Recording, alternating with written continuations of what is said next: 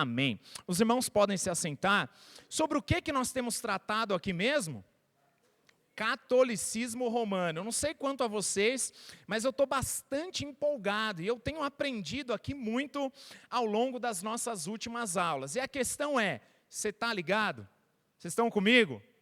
Então, olha só, vamos fazer um trato aqui. Hoje é quinta-feira, às vezes vocês estão um pouquinho cansados. Hoje é aula, tá, gente? Então, a gente fica mais descontraído, certo? Então, se tiver com aquela vontade de cochilar, eu te dou liberdade de dar uma esticada, você pode ficar lá no fundo.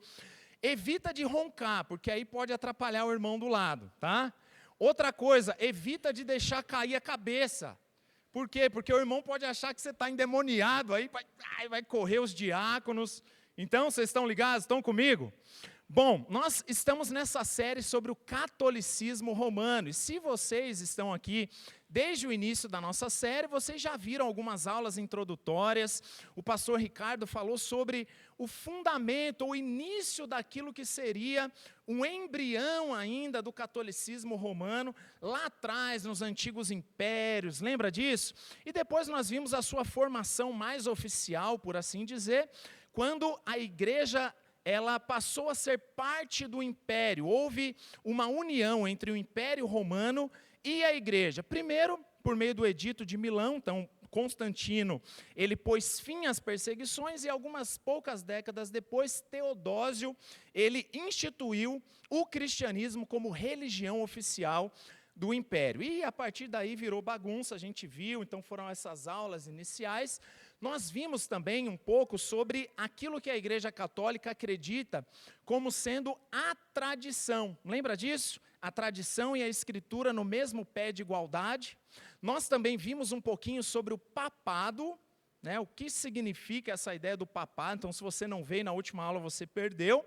E hoje o nosso assunto é o batismo católico versus o batismo reformado. Então, esse é o nosso assunto de hoje. Nós vamos falar sobre o batismo, como a Igreja Católica entende o batismo. E cá entre nós, talvez alguns de vocês tenham muitas dúvidas a respeito do batismo. Antes de entrar no assunto propriamente dito, se você tem um católico na família, ou algum amigo, ou tem evangelizado um católico, eu gostaria de indicar esse livro.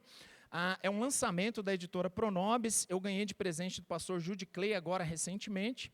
Boa Conversa com um Amigo Católico, do Leonardo Chirico. Esse aqui é um especialista nessa área de catolicismo, tá? Uma boa conversa com um amigo católico, ele vai te dar alguns insights, alguma orientação em relação ao evangelismo, a evangelização de católicos, para você também não chegar lá com os dois pés no peito e vai criar uma barreira e não vai ter resultado nenhum, né? Se você quiser algo mais simples, né, mais simplificado sobre o catolicismo, do mesmo autor, mesmas palavras, universos distintos. Inclusive, nós vamos ver isso aqui hoje, na aula de hoje. Às vezes você pode usar a mesma terminologia, mas você está se referindo a coisas completamente antagônicas. Isso aqui está pela Vida Nova. Mesmas palavras, universos distintos. Evangélicos e católicos romanos acreditam no mesmo evangelho? E aí? Já deu para perceber que não pelas nossas aulas, né? Se você quiser algo um pouquinho mais denso, mas ainda assim bastante acessível, porque, meus irmãos, para trabalhar sobre o catolicismo romano, a gente tem acessado vários tipos de materiais, a gente tem lido muito, então você tem materiais muito mais densos, tá? Inclusive, eu indico aí o compêndio de teologia apologética do Turrentini, para quem gostaria de acessar um material a nível de pesquisa. A dogmática reformada do Bavin, que também é um excelente material, ele trata dessas questões do catolicismo, mas esse aqui do Greg Ellison, ele é um livro um pouco mais resumido, né? Acredite se quiser, isso aqui é um resumo, tá? Porque tem muita coisa mesmo. E ele consegue ser resumido, tratar sobre os principais assuntos ligados à diferença entre catolicismo romano e o evangelho, né, a igreja reformada, só que com profundidade, tá? Então, se você quiser adquirir um livro que trate teológica, biblicamente sobre esse assunto, eu indico esse aqui, Teologia e Prática da Igreja Católica Romana, uma avaliação evangélica do Greg Ellison. Certo? Já deu sono, irmãos? Misericórdia, me ajuda aí, gente. Bom, então esse é o assunto da aula de hoje, o batismo católico. Se você tem papel, caneta aí, fica ligado. E outra coisa, às vezes eu vou usar uns termos aqui que pode parecer um palavrão, mas é o assunto que se usa, tá? É o termo que se usa. Não se atenha muito aos termos, se preocupe com a ideia, tá bom? Então se preocupe com a ideia, se tiver alguma dúvida também, vocês podem perguntar para os pastores ali depois, e tá tudo certo, tá bom? Então vamos lá. A pergunta é, qual o significado do batismo? Se eu fizesse essa pergunta para você depois do culto, tá aí uma boa ideia, hein, pastor? Pastores, acho que nós podemos fazer essa pergunta depois do culto. Não vai embora correndo não, né? A gente vai se esbarrar aí, né? Depois dessa vai todo mundo, acabou o culto. Calma, irmãos, vocês vão saber responder. Mas acabou o culto, aí eu esbarrei em você e te pergunto, qual o significado do batismo? Por que nós devemos ser batizados? Ou será que nós devemos ou não? Será que eu devo sim ser batizado? Tá, mas por que então? Será que acontece algo especial quando nós somos batizados? Alguma coisa acontece com o batismo?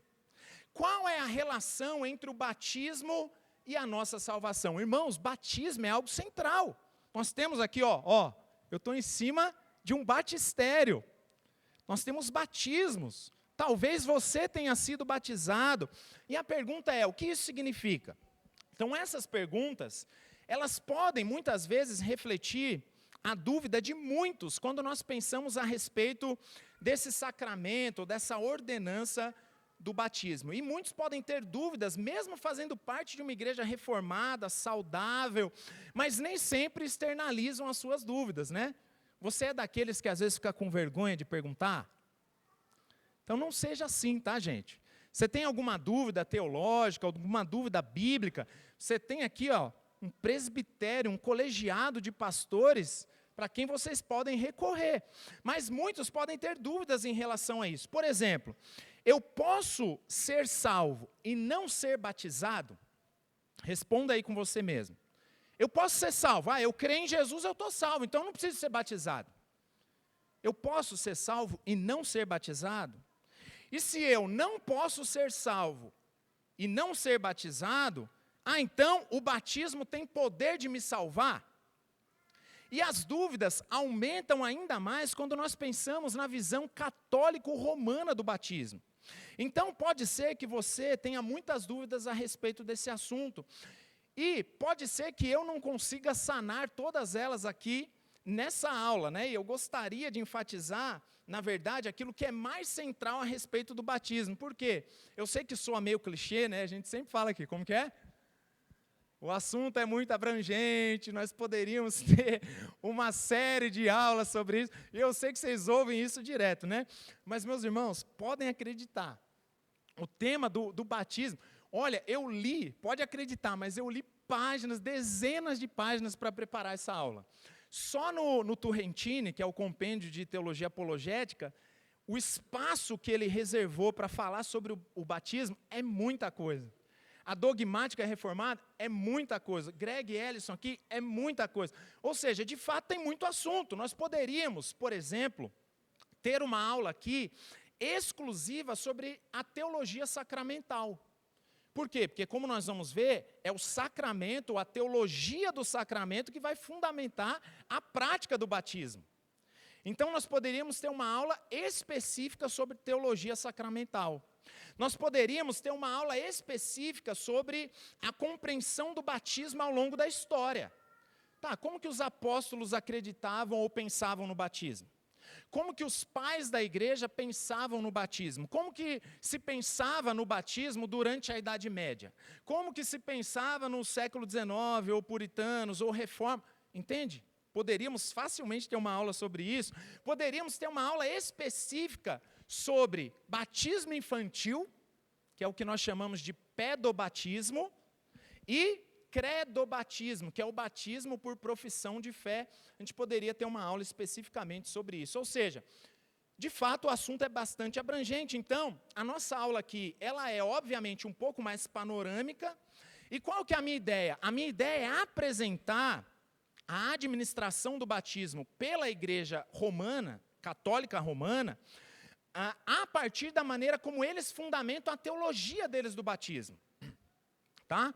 Então, mais importante, não que não seja importante, mas mais importante do que falar sobre os ritos, né, tudo aquilo ali, é fundamentar teologicamente a prática deles do batismo. Então, a ideia seria apresentar essa teologia sacramental romana, e depois nós faremos um contraponto reformado aí, demonstrando qual é a nossa posição em relação ao batismo. Então, antes de falar sobre o assunto do batismo propriamente dito, nós precisamos compreender que o batismo, ele está dentro de um tema maior, mais abrangente, que é aquilo que nós chamamos de sacramentos. Já ouviu falar desse termo sacramento? Talvez para alguns aqui isso seja muito novo. Talvez você tenha ouvido pela primeira vez, não sei. Mas, eventualmente, você ouve a gente falar aqui, não ouve? Em dia de ceia, você não ouve essa palavra? Sacramento. Alguns vão chamar de ordenanças. Então, o batismo é um desses sacramentos, ou uma dessas ordenanças. Ou seja, se nós tivermos que posicionar o tema do batismo, que é o tema que nós estamos tratando, dentro de um tema maior, nós chamaríamos esse tema maior de teologia sacramental. O que nós entendemos a respeito do sacramento, que é o que vai dar base para a nossa prática dos sacramentos, que o batismo é uma delas. Ou, por exemplo, a ceia do Senhor. Então, esse assunto, ele está dentro da dogmática, ou da teologia sistemática, naquela grande área que nós chamamos de eclesiologia, que é a doutrina da igreja. E essa teologia sacramental, ela é um assunto também amplo, inclusive muito interessante, que vai tratar de questões como, Danilo, esse negócio de teologia sacramental, o que é isso? Isso é importante. Por quê? Porque tem a ver com liturgia. Tem a ver com a união do crente com Cristo, aquilo que os teólogos chamam de união mística. Já ouviu falar desse termo? A ideia de que nós estamos unidos espiritualmente a Cristo. A Escritura fala sobre isso. Mas como se dá essa união espiritual dos crentes com Cristo? Isso faz parte dessa teologia sacramental. Envolve, por exemplo, a relação entre aquilo que é material e espiritual. Qual é a relação entre aquilo que é material, que você vê, e aquilo que é espiritual? Será que essas coisas se fundem?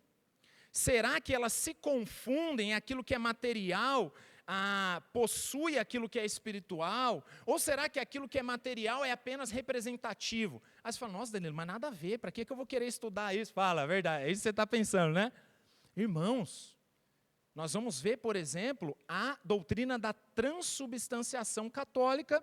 Nós vamos ter uma aula específica sobre o sacramento da ceia. E aí? O católico diz que aquilo que você come, que para nós aqui é o pão, na verdade o pão se transforma no corpo literal de Jesus. Então você está comendo o próprio corpo, você está bebendo o próprio sangue. Nós vamos ver aqui que, por exemplo, a água, ela recebe uma unção especial do Espírito mediante a oração do sacerdote, e essa água do batismo aqui, então vamos dizer, a gente não acredita nisso, hein? Pelo amor de Deus, hein, irmãos? Depois vai falar que eu falei, né? O valerio dos diáconos vem aqui, enche o tanque batismal, aí o pastor Ricardo ora, aí mediante a oração do pastor Ricardo, o Espírito Santo desce na água, e a água, ela é material ou não é? Mas ela recebe um poder espiritual ao ponto de lavar pecados, inclusive o pecado original. Olha que loucura!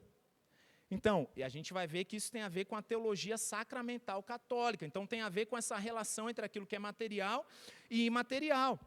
Por exemplo, a teologia sacramental vai determinar a nossa compreensão de outras áreas, inclusive o próprio culto, a própria liturgia.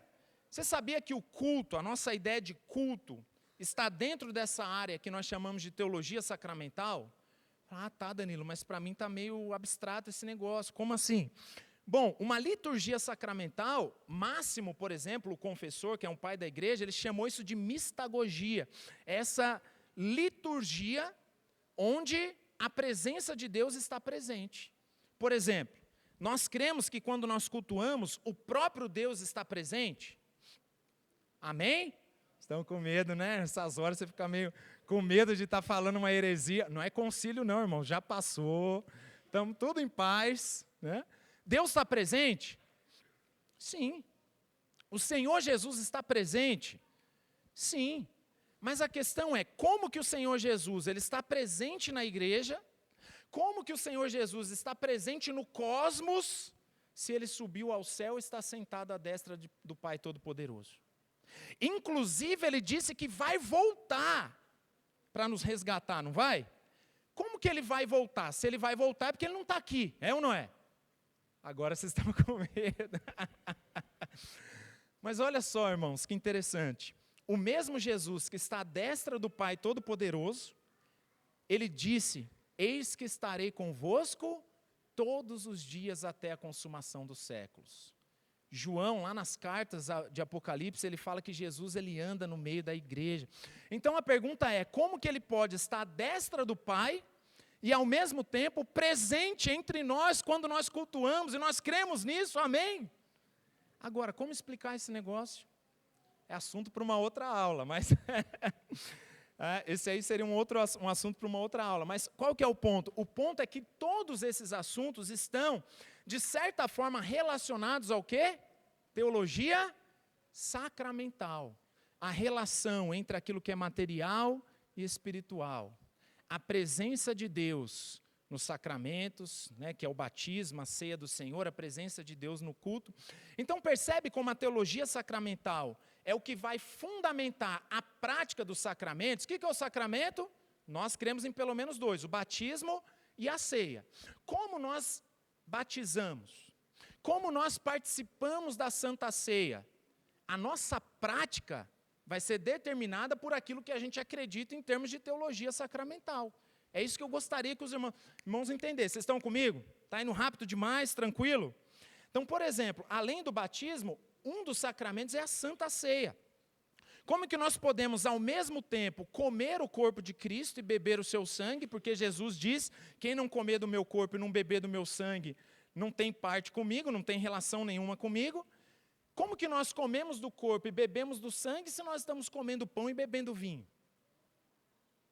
Como que pode Jesus estar presente na ceia se ele está à destra do Pai nas alturas? Então a teologia sacramental é o que vai fundamentar a nossa prática dos sacramentos. E é justamente por isso que eu penso que antes de tratar da compreensão do batismo propriamente dito, né, o rito batismal, os modos de batismo da Igreja Católica, antes de tudo isso nós precisamos começar daqui, ó.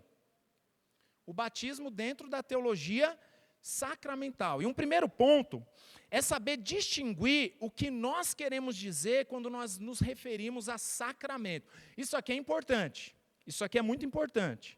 O catolicismo romano, nós estamos falando sobre o catolicismo. E o catolicismo romano, ele acredita que o batismo é um sacramento.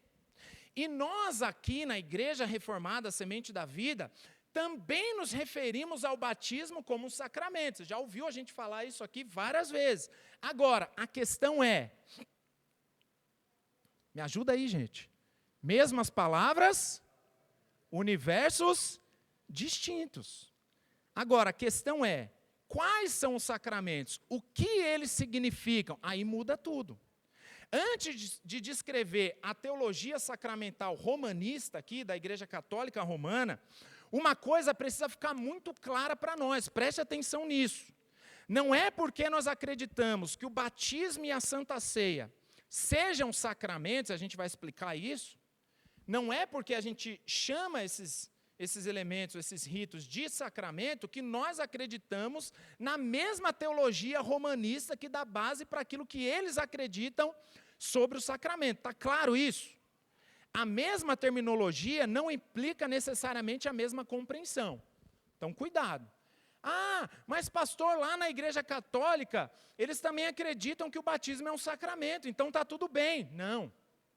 Mesmas palavras, universos completamente distintos. Inclusive, em relação ao batismo e à Santa Ceia, e aqui é interessante, alguns setores do evangelicalismo não acreditam que eles devem ser entendidos como sacramentos. Isso por quê? Porque eles possuem uma teologia sacramental que os fazem enxergar o batismo não como sacramento, mas como ordenanças. E por que que eles evitam usar o termo sacramento? Porque eles acreditam que o batismo e a Santa Ceia, inclusive, em alguns setores, se você chamar de Santa Ceia, eles vão torcer o nariz para você. E eu venho de tradição batista, eu sei bem o que estou falando, né? Não, o momento não é santo, então você não tem que chamar de Santa Ceia. Eu não estou dizendo que eu acredito nisso, hein? Mas por quê? Porque é a ceia do Senhor. Por quê? Porque é apenas um memorial. É um rito ordinário que não comunica nada além do próprio rito. Então é apenas para memória. O batismo é apenas uma prática de testemunho público e a ceia é apenas um memorial. E isso é importante destacar, por quê? Porque alguns podem querer evitar utilizar o termo sacramento.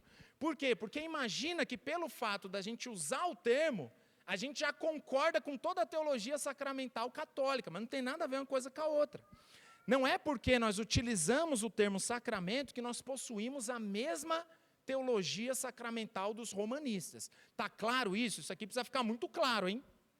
Olha, eu vou perguntar para você depois do culto. A gente pode se referir à ceia do Senhor ou ao batismo como um sacramento? Aí você vai falar o quê? Está com medo, né? É aula, gente, calma. É aula, pode responder, né? Então, sim. Aí eu vou perguntar para você, mas a igreja romana também chama o batismo de sacramento. Então quer dizer que você acredita na mesma visão deles? Então não. Mesmas palavras, universos diferentes. Então vamos lá. A primeira grande diferença é essa. A Igreja Católica Romana possui 7 sacramentos. E nós acreditamos em apenas 2 sacramentos. Quais são os sacramentos que nós cremos? Batismo e a ceia do Senhor, a Santa Ceia. Quais são os 7 sacramentos aí da Igreja Romana? Ela subdivide em 3 tipos, ou 3 grupos diferentes.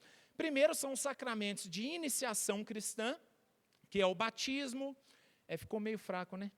O batismo, a confirmação, que é a crisma, e a eucaristia, que é o que seria a nossa Santa Ceia. Tem os sacramentos de cura, que é a penitência e a reconciliação, a unção dos enfermos. Tem os sacramentos ao serviço da comunhão, que é a ordem, o sacerdócio, e também o matrimônio. Esses ritos, eles são considerados pela teologia católica como meios objetivos de graça instituídos por Cristo e confiados à igreja. E a igreja, ela recebeu esse poder sacerdotal, isso aqui é importante, para representar o próprio Cristo ao administrar esses sacramentos como canais da graça de Deus. Falando assim, isso já era para você ficar assustado. Porque se você pegou nas entrelinhas, você já está percebendo que o que eu quero dizer é o quê? Existe salvação fora da igreja romana? Para eles, não. Por quê? Porque o meio pelo qual Deus ele administra a sua graça é exclusivamente através do sacramento que foi confiado à igreja.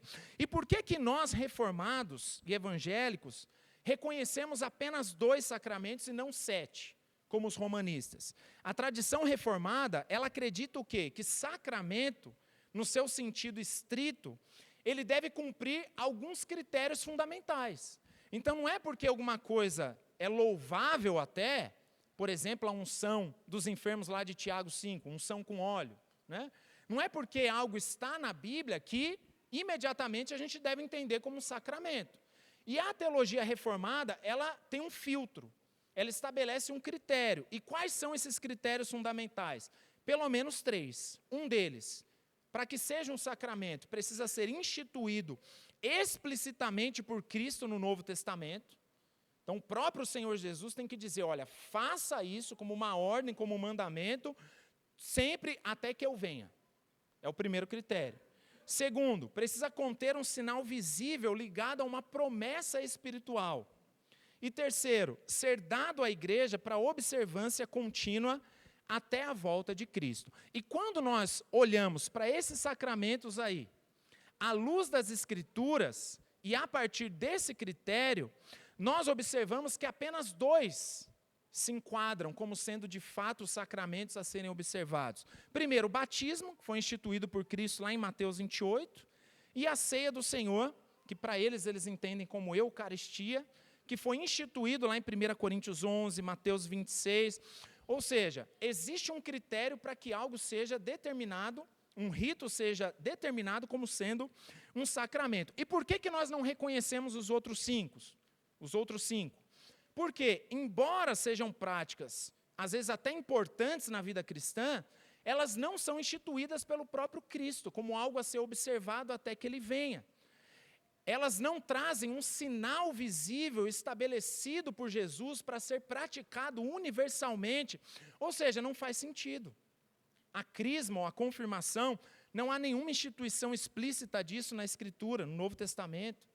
A penitência, existe na Bíblia um chamado, por exemplo, ao arrependimento, mas nunca como algo sacramental instituído. A unção dos enfermos, embora Tiago 5 fale sobre a unção, você não vê o Senhor Jesus instituindo, olha, unja os enfermos com óleo tal, todas as vezes até que eu volte. Não, não tem isso.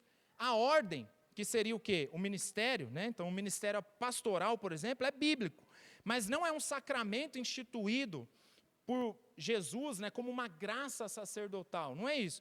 E o matrimônio muito menos, né? O matrimônio ele é algo próprio da ordem criacional, mas nunca um sacramento de graça. Ou seja, na teologia reformada, para nós, esses elementos eles são considerados como ordens, como práticas, como vocações, como algo às vezes até legítimo, mas não necessariamente um sacramento. E é por isso que as igrejas protestantes, elas reconhecem apenas 2 sacramentos, o batismo e a ceia do Senhor. Então, se eu perguntar para você, você já sabe, por que a gente acredita em 2 sacramentos e não 7, como na Igreja Católica Romana? Porque existe um critério que a gente precisa respeitar para que algo seja considerado como um sacramento. Um deles é ser instituído pelo próprio Senhor Jesus para ser observado até que Ele volte. Então, de acordo com Bavinck, por exemplo, ele diz o seguinte: não há evidência escriturística para os 5 sacramentos adicionados ao batismo e à ceia do Senhor.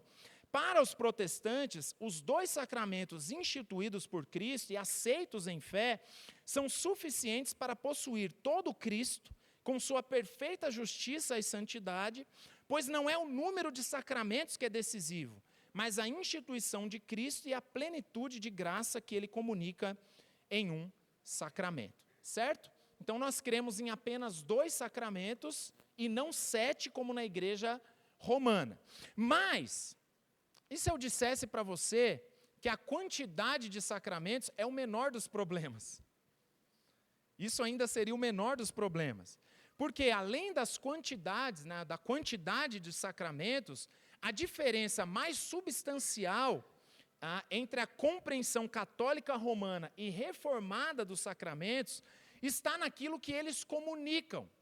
Então a questão não é quantos sacramentos, isso aí dos males ainda é o menor.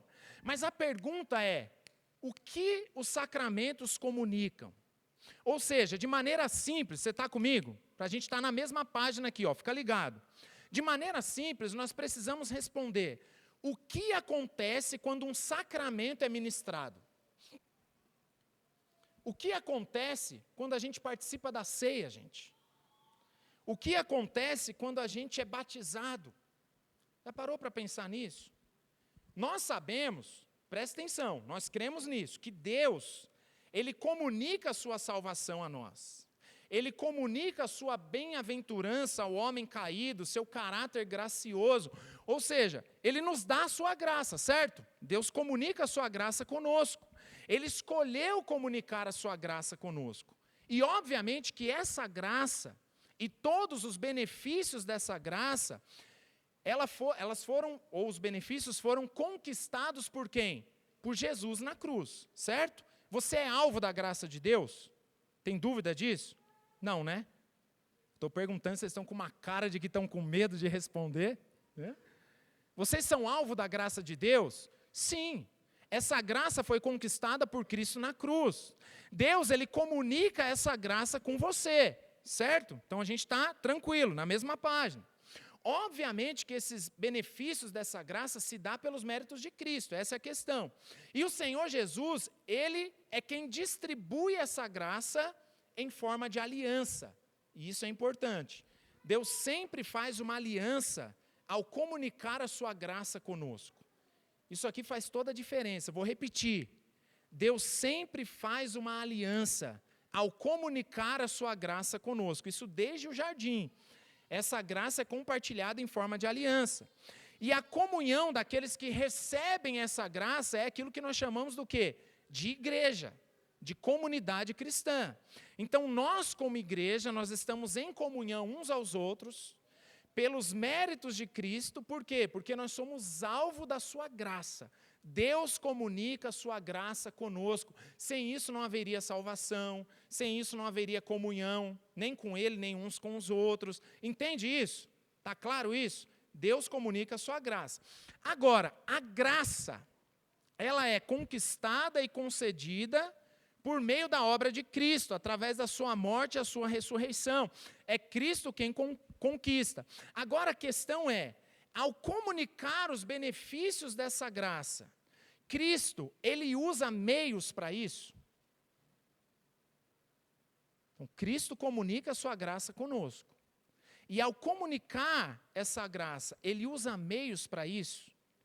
Deus estabelece meios visíveis para nos comunicar, de alguma forma, a sua graça. Entende que teologia sacramental, a gente está nesse campo, respondendo a essa pergunta. E aqui nós podemos ter dois extremos. Está de ponta cabeça aqui, desculpa. Nós podemos ter dois extremos. Então, por um lado, nós temos aqueles que Bavinck chamou de místicos, ou misticismo.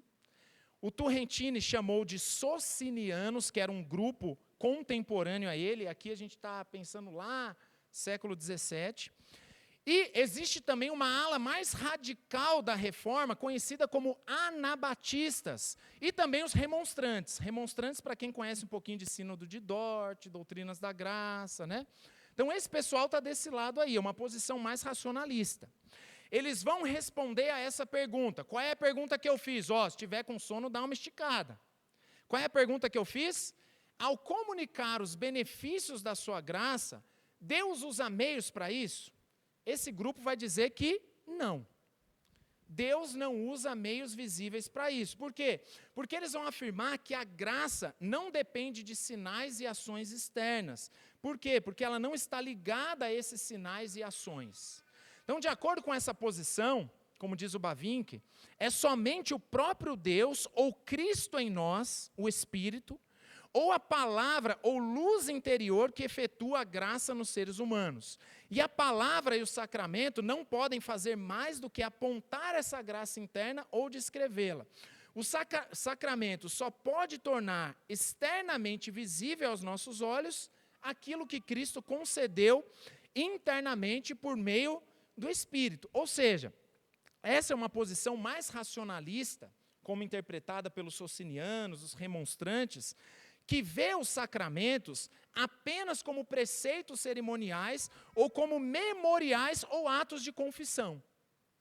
Então, é um ato de confissão pública, a ceia é apenas um memorial, mas não existe nada sendo comunicado da graça de Deus. Lembra que a pergunta é, Deus, Ele comunica a sua graça através de sinais? Então, a partir desse ponto de vista, o batismo seria o quê? Apenas uma ordenança que tem um significado apenas de um testemunho público. Eu não estou dizendo que a gente não crê nisso. Nós cremos que o batismo, ele é um testemunho público também. Agora, a questão é que alguns acreditam que é só isso. É apenas um memorial, né, no caso da ceia, é apenas uma profissão pública, né, mas Deus, ele não usa esses sinais para comunicar a sua graça de jeito nenhum. Certo? Agora, o outro extremo é a posição romanista, da Igreja Católica Romana. Lembra qual é a nossa pergunta? Ao comunicar os benefícios da sua graça, Cristo usa meios para isso? Então, ao contrário dessa visão, que está num extremo aqui mais racionalista, os católicos romanos vão para um outro extremo. Então, eles vão responder que sim, obviamente que sim. Cristo não apenas usou os meios para comunicar os benefícios da sua graça, como eles vão afirmar que ele comunica a sua graça exclusivamente através dos meios? Entende isso, gente? Vocês estão comigo? Então, desse lado de cá, ó, socinianos, remonstrantes, anabatistas, mais racionalistas é o quê? Pensa nos meios, que seria os sacramentos. Eles são o quê? Apenas ritos que comunicam, na verdade, uma profissão pública de fé, né, no caso do batismo, e um memorial no caso da ceia. Mas não tem nenhuma graça sendo comunicada quando eles acontecem. E no outro extremo, é o exato oposto.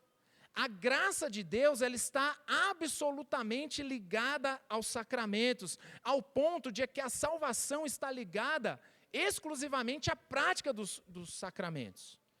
Isso aqui é interessante, porque o catolicismo romano chama isso de economia sacramental. Economia sacramental. É como se o meio pelo qual Deus administra a sua salvação seja exclusivamente através dos sacramentos. Como afirma aqui o Leonardo Chirico, economia sacramental é a perspectiva, deixa eu ver se eu coloquei lá, é a perspectiva que obriga Deus a agir por meio dos sacramentos.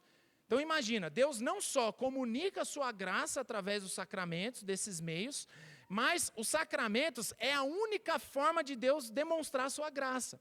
Então é como se Deus ele estivesse obrigado a agir apenas por meio dos sacramentos e, portanto, através de quem? Da igreja. Tudo que Deus faz, Ele o faz através dos sacramentos. A sua graça vem até nós por meio dos sacramentos. A sua salvação nos alcança por meio dos sacramentos. E o problema não é o reconhecimento da importância bíblica dos sacramentos, mas a exclusividade que tem quanto ao que Deus pode fazer.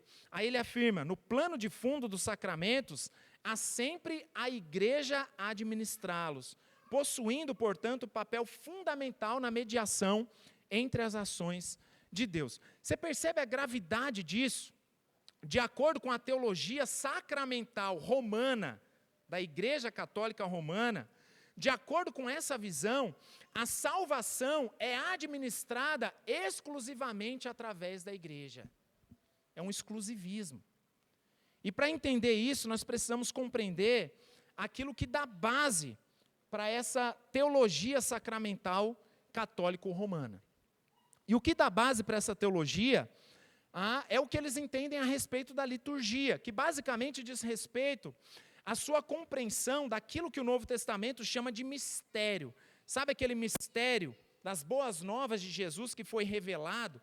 Então o assunto ele é bastante extenso, mas basicamente a teologia sacramental romanista, ela se apoia nesse duplo axioma aí, nessas duas verdades fundamentais que dão base para a teologia sacramental da teologia romana, da igreja romana, que é o quê? Essa interconexão Cristo e igreja e a interdependência da natureza e graça, que vai acabar acentuando a ideia da natureza. O que é natureza e graça? Ele está pensando naquilo que é material e imaterial. Então, o que seria isso?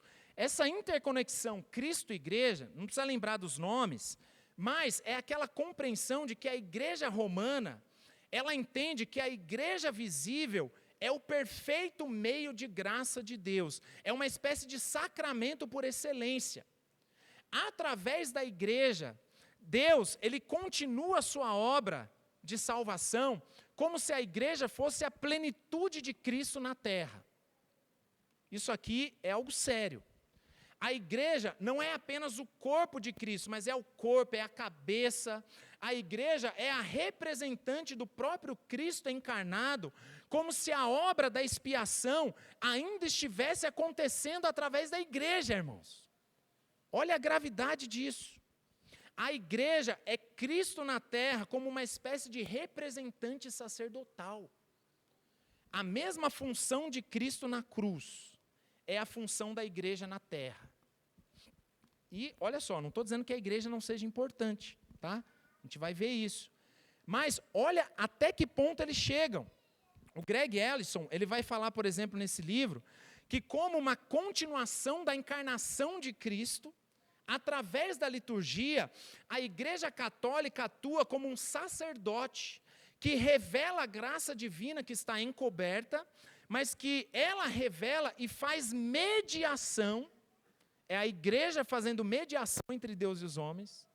E como que ela faz isso? Através da administração dos sacramentos. Então o negócio é bem sério, é bem mais embaixo. É como se igreja, ou se a igreja fosse o próprio Cristo no seu papel sacerdotal. E isso vai ter várias implicações. Por exemplo, uma delas é de que a salvação se dá apenas mediante a igreja. Nós cremos nisso? Não, irmãos. A salvação é pela graça mediante a fé em Cristo Jesus. Não é pela mediação da igreja. Um exemplo de uma implicação disso é de que a palavra depende da igreja e não é a igreja que depende da palavra. Se eu entendo que a igreja possui esse aspecto sacerdotal de mediação entre Deus e os homens, é a igreja que sustenta a palavra e não é a palavra que sustenta a igreja. A gente já viu isso quando a gente falou sobre tradição. Então, um outro axioma, esse é o primeiro, esse aspecto sacerdotal da igreja, a interconexão, em conexão Cristo e igreja. E um outro axioma que sustenta essa teologia sacramental romanista é essa interdependência entre natureza e graça, que acaba acentuando a capacidade da natureza. De forma simples, é como se a gente pudesse espiritualizar aquilo que é material. Basicamente é isso. Então, basicamente, a ideia seria de uma união entre o espiritual e o material, entre o visível e o invisível, entre a natureza e a graça. Por exemplo, os elementos, o pão, o vinho, eles não são materiais? O óleo, a água, são elementos materiais. Eles são elementos da natureza, interdependência, natureza e graça. Eles são elementos da natureza. Mas, para comunicar a graça de Deus, que deve ser expressa de maneira tangível, o resultado é a capacidade desses elementos materiais carregarem como instrumentos da graça de Deus em si mesmo o aspecto espiritual. É uma coisa meio mágica aqui, né? É aquela coisa de que quando você come o pão, na verdade você está comendo o próprio corpo físico de Jesus. Quando você bebe o vinho, você está bebendo o próprio sangue literal de Jesus. Quando você entra nas águas do batismo, ou, no caso, você tem as águas derramadas sobre a sua cabeça, aquilo é o próprio poder do Espírito lavando os seus pecados e limpando os seus pecados. Entende isso?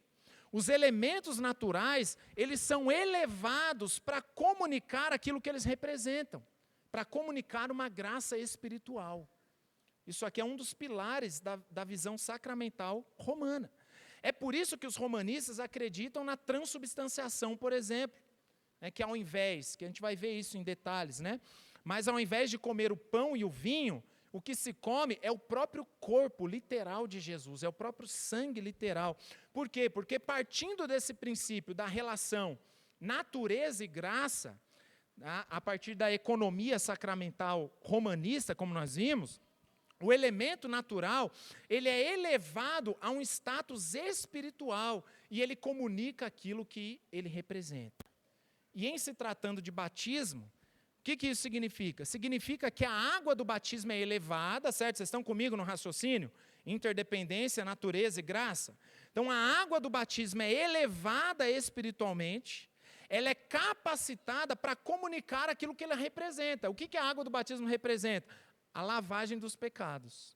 Então, no rito católico batismal, há uma oração, é um palavrão, chamada epiclese, que é o quê? O sacerdote ou ministro, ele pede a Deus, por Cristo, o poder do Espírito Santo, para que o poder do Espírito Santo desça sobre aquela água, para que ela seja um meio pelo qual aqueles que serão batizados nasçam da água e do Espírito. Então, olha só, é um negócio quase que mágico. O pastor Ricardo faz a epiclese aqui, está todo mundo com a batinha branca, segurando uma vela, que tem que ter a vela, tem que fazer o exorcismo antes, você tem que renunciar a Satanás. Sabia que tem um pequeno exorcismo? Hoje é bem menor, mas na época era um exorcismo mesmo dos bravos. Hoje é bem menor, você renuncia a Satanás, aí o pastor Ricardo fala, você renuncia a Satanás? Sim, senão já cai dura ali na hora. Aí unge com óleo, né? Sinal da cruz na testa, sinal da cruz no peito, carrega a luz, né? Tudo isso aqui tem essa ideia, natureza e graça. Tudo está comunicando alguma coisa. E aí o pastor Ricardo faz a epiclese, faz a oração, né? Sacerdotal. O Espírito Santo desce na água, você desce nas águas do batismo com o pecado original e sai sem pecado. Olha que maravilha! Só que tem um problema, não é de uma vez por todas, irmãos, é só o pecado passado. Aí depois você vai ter que ir lá no pastor Ricardo, pastor, quero me confessar, eu fiz isso. Olha que doideira, irmãos. Então, essa é a ideia. Ou seja, a água do batismo, ela pode lavar os pecados de maneira tangível, por conta desse princípio, esse axioma aí, ó, interdependência, natureza e graça. Além de vários outros elementos do rito de batismo, né? Por exemplo, tem a bênção da água.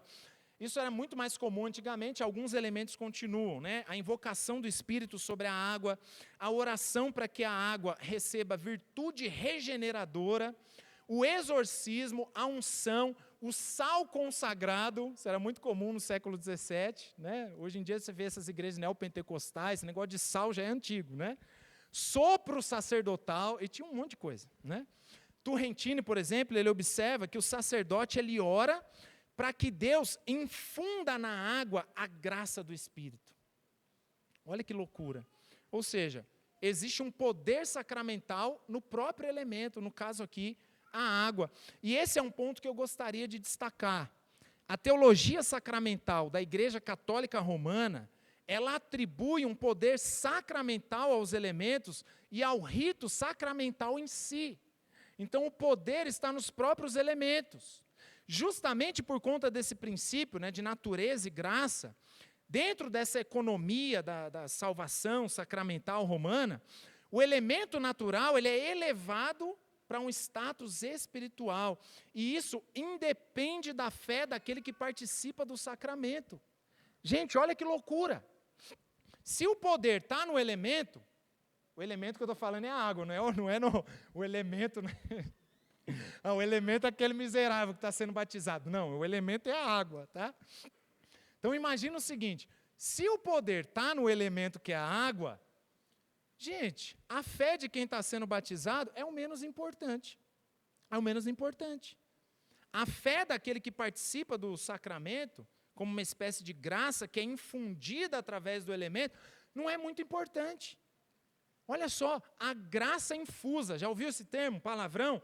A graça de Deus é infundida na pessoa que é batizada, não por conta da fé dele, mas por conta do poder do elemento que foi elevado, da água, no caso. Então, isso aqui é o que os teólogos chamam de ex opere operato. Não precisa lembrar do nome, que é um palavrão, tá? Mas, quando você vê isso aí, ó, esse poder ex opere operato é exatamente essa graça sendo infundida na pessoa através do sacramento, que tem um poder em si mesmo, como nós vimos, de realizar aquilo que eles comunicam. E aqui nós chegamos, então, na grande diferença entre a visão romanista e a visão reformada de sacramento. Mesmas palavras... Misericórdia, me ajuda aí, gente, vocês estão comigo? Mesmas palavras, universos distintos. Para o catolicismo romano, o sacramento, eles são ex opere operato, né, como nós vimos aqui. Mas, para a teologia reformada, os sacramentos são sinais e selos eficazes da graça. Lembre-se que nós estamos aqui respondendo a pergunta, não sei se vocês já esqueceram. Ao comunicar os benefícios da sua graça. Lembra? Tem tudo a ver com essa pergunta aí. Podia ser feita no concílio, hein? Essa seria uma boa pergunta para o concílio, hein? Ao comunicar os benefícios da sua graça, Cristo usa meios para isso. Então, para o romanismo, Cristo, ele não apenas usa meios para isso, como ele se restringe a esses meios para efetuar a graça e conceder a salvação. Então, o batismo salva. E esse é o problema. Esse é o problema. Os sacramentos, ele efetuam, ele concede a graça, ele infunde a graça de maneira ex opere operato, ou seja, a despeito da fé da pessoa que está sendo batizada, irmãos.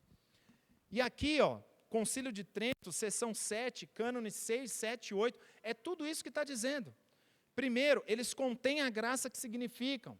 Segundo, eles sempre conferem graça e a conferem a todos quantos não se lhe opõem obstáculo. Quer ser batizado? Mas eu sou macumbeiro. Mas eu sou... Não, tranquilo.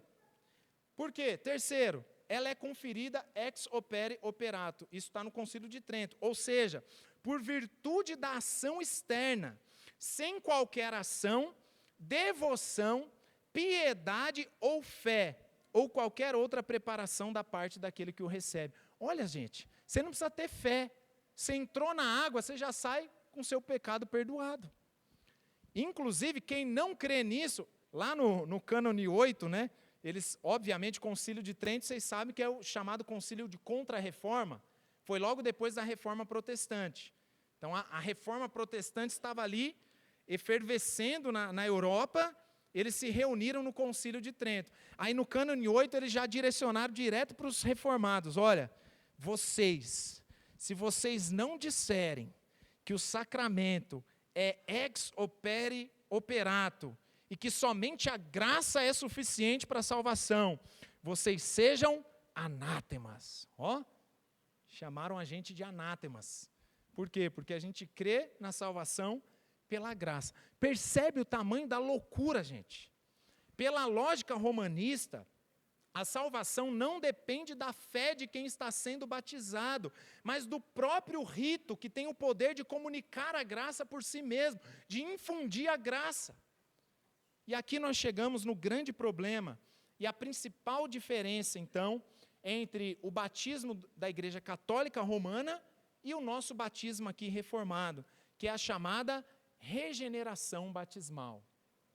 Regeneração batismal. Infelizmente, nós não temos tempo hábil, para debater detalhadamente toda essa teologia sacramental romanista, mas, assim, ela é facilmente desmontada. O Turrentini, por exemplo, ele apresentou vários e vários argumentos, várias páginas, para deixar claro que não faz sentido. O simples fato de algo ser um sinal e um selo demonstram que ele nada contém em si mesmo, mas ele aponta para algo maior. É uma questão de lógica. O selo, o sinal, ele carrega em si a ideia de apontar para algo maior, para além de si mesmo. Ou seja, ele é algo representativo. Por isso, ele significa uma graça que já foi dada. É por isso que nós cremos que o batismo nas águas é a inserção na igreja visível. Mas antes do batismo nas águas, já aconteceu o quê? Um outro batismo. Qual é esse batismo? O batismo com o Espírito Santo. A salvação não é pelo batismo nas águas. A salvação é através da regeneração, que é o que a gente chama de batismo do Espírito Santo. Então não faz sentido. E tem vários outros argumentos. E além desses argumentos, é o texto que nós lemos na abertura, 1 Pedro 3, 21. A qual, figurando o batismo, agora também vos salva, não sendo a remoção da imundície da carne, mas a indagação de uma boa consciência para com Deus, por meio da ressurreição de Cristo. Está aí, Esse texto deixa claro que a verdadeira lavagem da imundícia da carne não é uma lavagem externa pelo batismo. Se você fala assim, eu quero ser batizado porque eu vou entrar nas águas e o meu pecado todo vai ficar lá e depois vai para o bueiro e eu vou sair sem pecado nenhum. Não, você não entendeu 1 Pedro 3, que é o texto que a gente leu. Por quê? Porque a lavagem do pecado não é pela lavagem externa das águas do batismo, mas de uma boa consciência para com Deus, e isso por meio da ressurreição de Jesus. Então, como nós reformados respondemos à pergunta, ao comunicar os benefícios da sua graça, Cristo usa meios para isso? Ou seja, como a teologia reformada entende sacramento? Então, ao contrário dessa economia sacramental, dessa teologia sacramental romana, que, como nós vimos, atribui ali uma eficácia automática dos sacramentos, uma graça infundida por meio dos elementos que foram elevados, ex opere, operado. Não, a gente não crê nisso. A teologia reformada entende o sacramento, que é o quê? Nós só cremos em dois, batismo e a ceia, dentro da perspectiva da aliança, e esse é o ponto. É por isso que nós não somos como os remonstrantes, anabatistas, que é algo que não comunica nada. Não, ele comunica alguma coisa. E nós cremos que ele comunica alguma coisa justamente porque ele está dentro da perspectiva da aliança. Porque Deus escolheu compartilhar conosco a sua graça, fazendo alianças conosco, e isso desde o Éden. Então, o primeiro ponto é de que os sacramentos são sinais e selos da aliança. A definição reformada clássica, como de Calvino, por exemplo, Catecismo de Heidelberg, afirma que os sacramentos eles são sinais visíveis, instituídos por Cristo, eles são selos da aliança, ou seja, eles são atos visíveis que confirmam e autenticam as promessas divinas. Então não é porque tem uma mágica aqui na água, não é isso. Mas, tente responder a pergunta: existe a possibilidade de ser salvo sem ser batizado? Só se for numa situação como o ladrão da cruz. Porque nós não cremos em regeneração batismal. Nós não cremos que o batismo nas águas salva alguém. A gente deixou claro isso. Aí é regeneração batismal, a gente não crê nisso. Mas, podendo ser batizado e negar o batismo, a gente pode dizer que alguém é salvo? Não, porque o próprio Deus estabeleceu um meio, um sinal visível da sua aliança, que é tanto o batismo como a porta de entrada, por assim dizer, e a ceia do Senhor como um marcador da sua aliança e um meio de renovar a sua aliança conosco.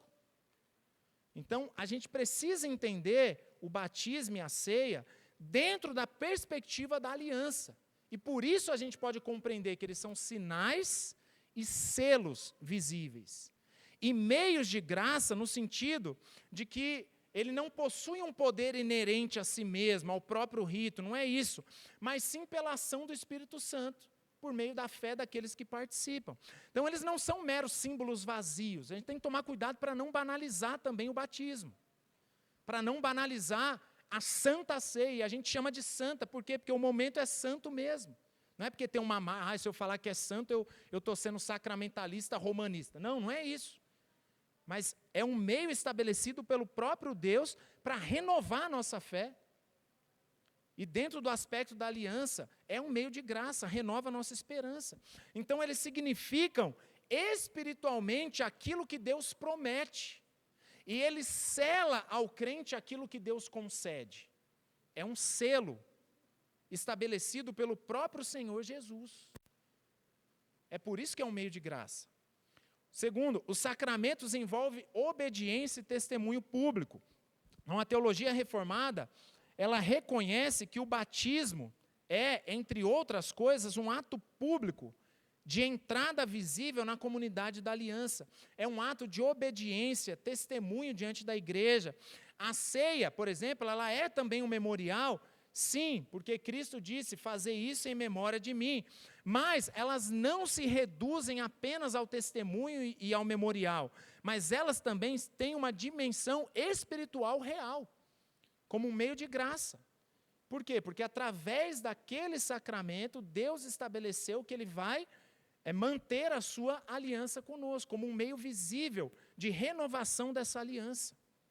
Deus comunica a sua graça por meio dos sacramentos, mas obviamente não pelo sacramento em si. Aqui está a grande diferença entre a teologia reformada e esse sacramentalismo romano. Deus usa os sacramentos como meios pelos quais Ele mesmo fortalece a fé. Ele comunica a sua graça conosco, mas Ele não está preso aos sacramentos. E o sacramento não opera nada por si mesmo. A graça é comunicada através dos sacramentos, mas não pela água, não pelo pão, não pelo vinho, não pelo rito em si, não é pela autoridade do ministro, mas exclusivamente pela ação soberana do Espírito Santo, através da fé daquele que participa. É o que diz Westminster. A graça não é conferida ex opere operato, mas pela obra do Espírito naqueles que os recebem pela fé. Ou seja, eles são eficazes para comunicar a graça quando eles são recebidos com fé. Não é o elemento em si, mas é a fé daqueles que recebem.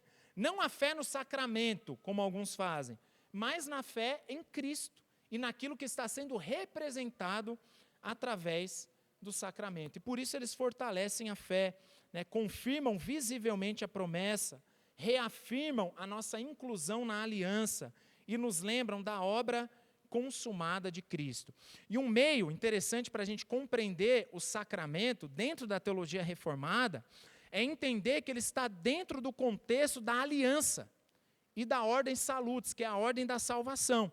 Então, a teologia reformada, ela coloca os sacramentos dentro da estrutura da aliança, não como mecanismos que causam a salvação, mas como mecanismos que sinalizam e selam as graças da salvação para aqueles que recebem com fé. Então, em outras palavras, os sacramentos, eles são marcadores visíveis da aliança, instituídos pelo próprio Cristo, que acompanham e confirmam a ordem da salvação.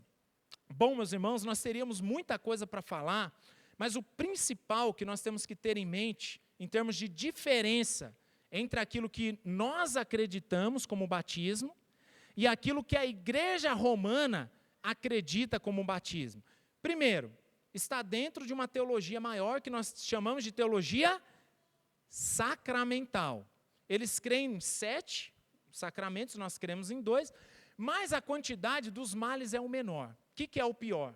O pior é que eles acreditam que a igreja é como um sacerdote de Cristo na terra, como se fosse o próprio Cristo, que tem poder de ministrar a salvação, de administrar a salvação.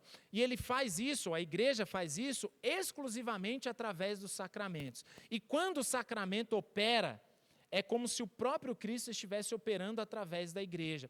E no caso dos sacramentos, eles acreditam como sendo essa relação natureza e graça, no sentido de que aquilo que é material é elevado ao ponto de comunicar aquilo que representa. Ou seja, se você come o pão e bebe o vinho, na verdade você está comendo o próprio corpo e o próprio sangue. Se você é batizado nas águas, na verdade você está sendo lavado dos seus pecados, inclusive dos pecados originais, do pecado original. Então, olha só que loucura. Então, basicamente, qual que é a grande diferença? Regeneração batismal. Nós cremos nisso? Que o batismo salva? Não. Ah, mas então se nós não cremos que o batismo salva, então a gente não precisa ser batizado? Opa, peraí, também não vamos banalizar o batismo. Então nós cremos que ele está dentro de um plano de salvação, por assim dizer, de uma ordem de salvação, da aliança de Deus, e foi instituído pelo próprio Deus como um rito que sela e como um sinal que aponta para aquilo que representa, mas obviamente depende da fé. Então, em outras palavras, podendo ser batizado, eu não quero ser, eu não posso afirmar que você é salvo. Então, não é porque o batismo salva, mas porque aquele que é salvo, ele não vai negar o batismo, como sendo um rito, um sacramento estabelecido pelo próprio Senhor Jesus. Certo, irmãos? Então, quem crê e for batizado será salvo. Amém? Amém. Mas por quê? Porque o batismo salva? Não, porque o próprio Senhor Jesus disse para o ladrão da cruz: hoje mesmo estarás comigo no paraíso. E a pergunta para a gente encerrar é: o que te impede de ser batizado?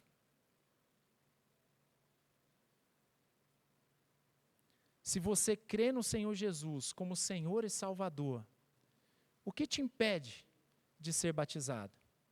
Será que é porque você entende que o batismo é algo opcional?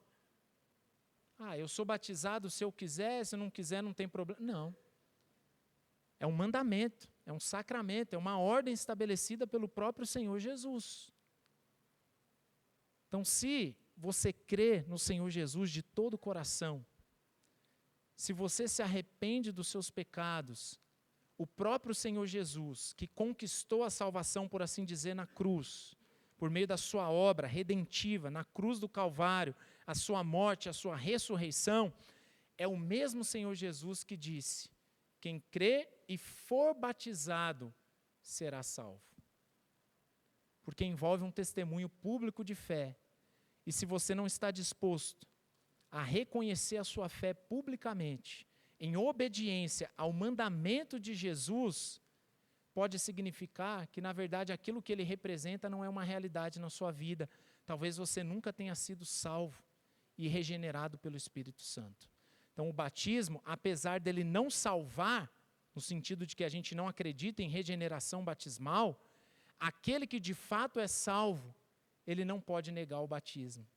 Então, dentro da economia, por assim dizer, da aliança, o próprio Deus estabeleceu o batismo como um sinal e um selo daquilo que ele representa, ao ponto de que nós não podemos afirmar que você é salvo se você não deseja ser batizado, se você não é batizado. Amém? Meus irmãos, peço perdão, por quê? Porque teria muita coisa mesmo para falar sobre batismo, inclusive dentro do romanismo, né? Mas eu escolhi apresentar aquilo que é central, que é o que dá base para tudo aquilo que eles acreditam em termos de sacramento, que é a teologia sacramental romana. Se vocês tiveram alguma dúvida, se estão ainda com alguma dúvida, por favor, nos procure depois do culto e vamos caminhar juntos. A ideia é a gente continuar crescendo juntos, tá bem? Eu não sei vocês, mas eu já estou ansioso pela aula que vem. Vocês estão comigo?